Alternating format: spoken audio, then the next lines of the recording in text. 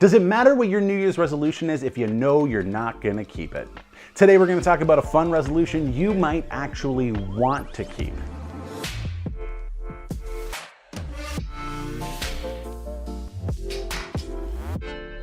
Hey, I'm Matt. This is Truth Snack, a channel where we try to discuss what matters, including our January attempts at self-improvement. Listen, when it comes to failed New Year's resolutions, I have no judgment. I mean, there's a reason why mine is the same every single year. I set a goal, I make a plan, but then actually following through to make a meaningful life change is so hard. Before you get too discouraged, let me tell you a story about my good friend Matt. We met in college and we happened to be on the same improv team and we had the same job, so we spent a lot of time together. Studying, watching movies, playing video games. Needless to say, we got really close and we actually started to act alike.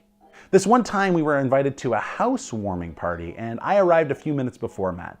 And I saw a big wall that had no art on it and hadn't been painted yet. And I was like, you know what you should do with that wall?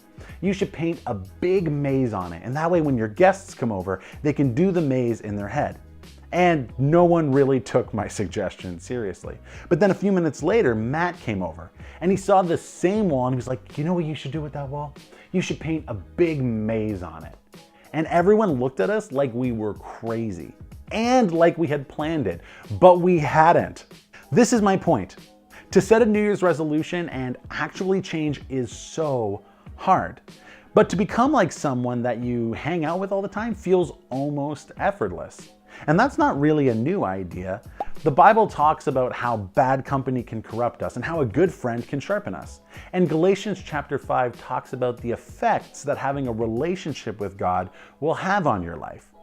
The idea is that God is a perfect moral being who's loving, patient, and good.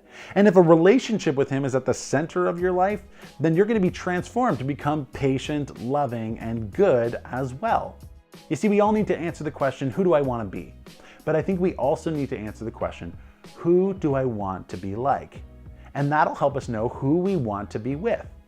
This New Year's, why not set a resolution to spend intentional time with people who are going to help you become who you want to be?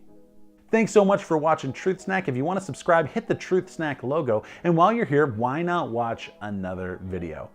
Tune in next Tuesday. We'll continue to discuss what matters. See you then.